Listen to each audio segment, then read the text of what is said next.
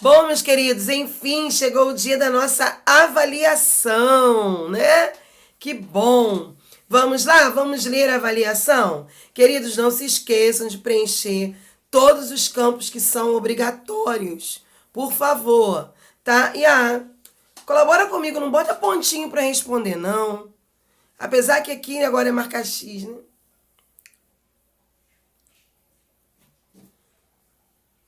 Tá, gente? Tudo completinho, hein? Vamos lá, número 1.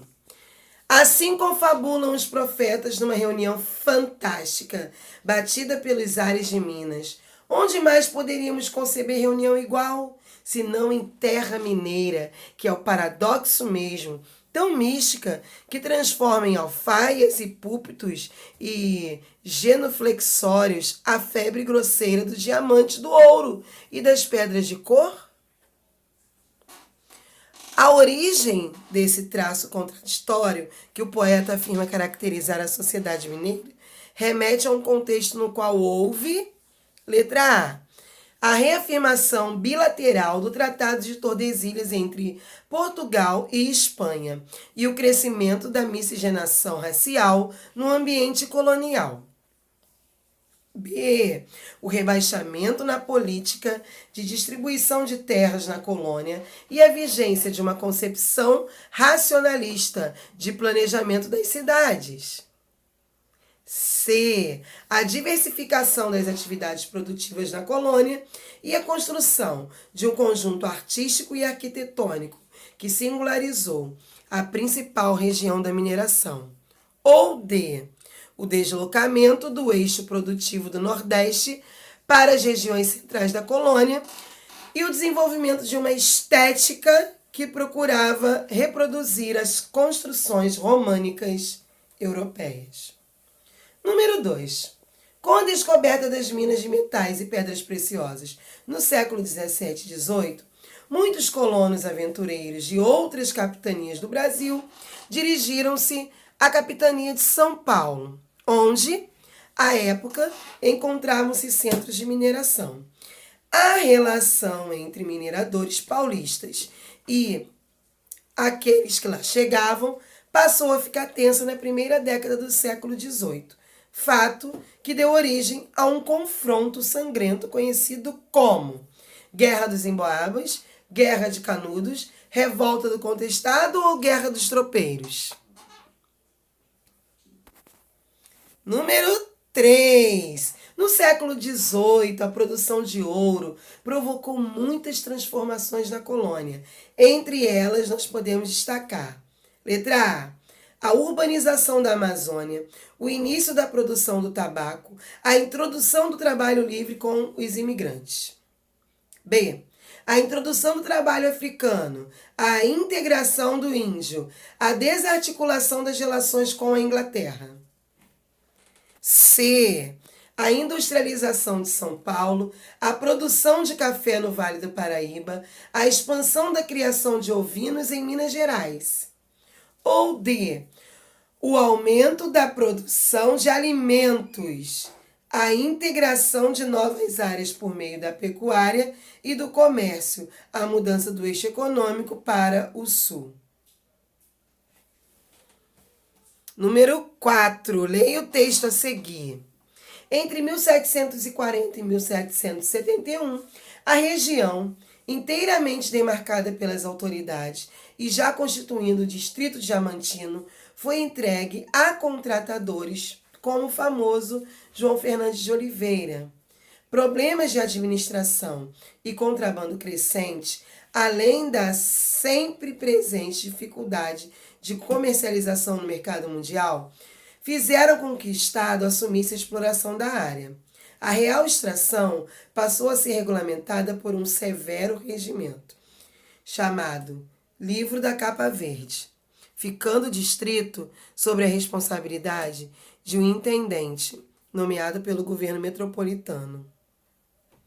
O texto acima aponta uma mudança substancial na administração da extração de pedras preciosas da região do Distrito Diamantino, a partir de 1640.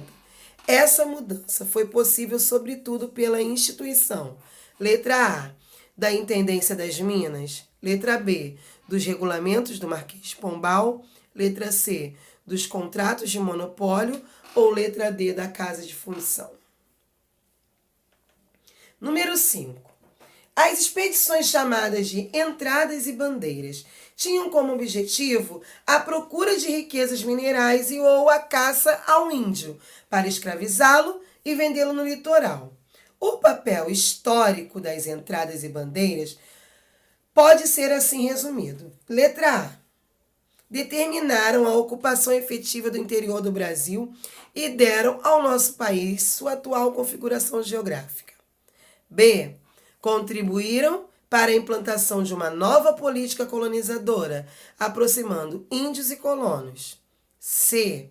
Iniciaram o aproveitamento verdadeiro das terras agrícolas do Oeste, mudando a situação econômica da colônia. Ou D. Por razões políticas e econômicas, contribuíram para a mudança da capital do vice-reino do Rio de Janeiro para a Bahia. Número 6. Entre as ações protagonizadas por bandeirantes no Brasil, destaca-se a destruição do Quilombo do Palmares, em 1695, liderada por quem? Raposo Tavares, Domingos Jorge Velho, Mendes Sá ou Duque de Caxias. Número 7.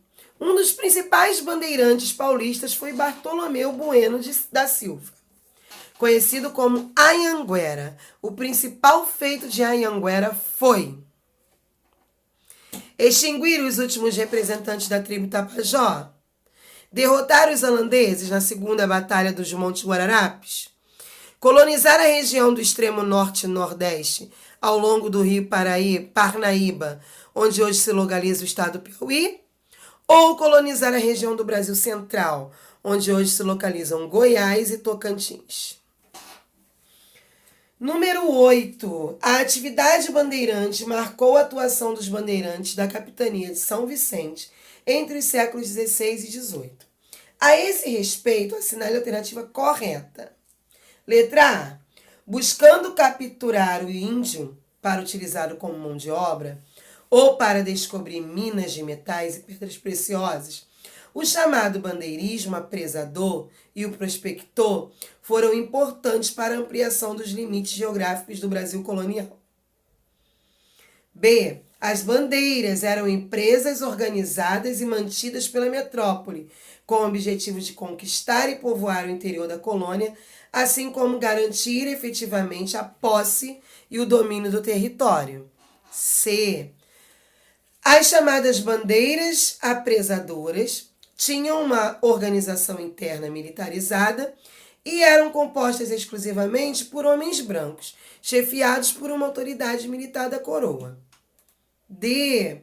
O que explicou o impulso do bandeirismo do século XVII foi a assinatura do Tratado de Fronteiras com a Espanha, que redefiniu a linha de Tordesilhas e abriu as regiões de Mato Grosso até o Rio Grande do Sul, possibilitando a conquista e a exploração portuguesa.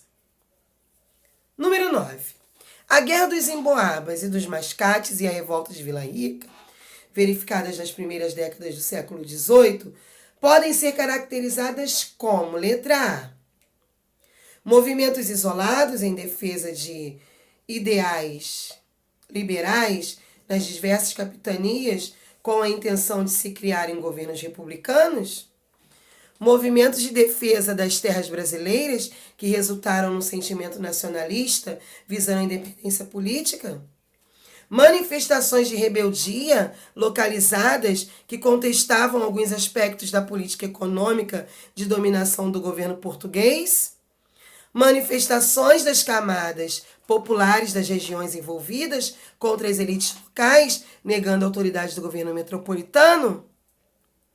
Só marcar a opção correta. A Guerra dos Mascates exprime um movimento coordenado em busca de independência. B. Um sentimento de animosidade contra os holandeses invasores. C. A insatisfação com a política do Marquês de Pombal. Ou D. O declínio das lavouras canavieiras. Bom, queridos, é isso aí. Façam com atenção e não marquem de qualquer maneira, ó. Um beijo para vocês e fiquem com Deus.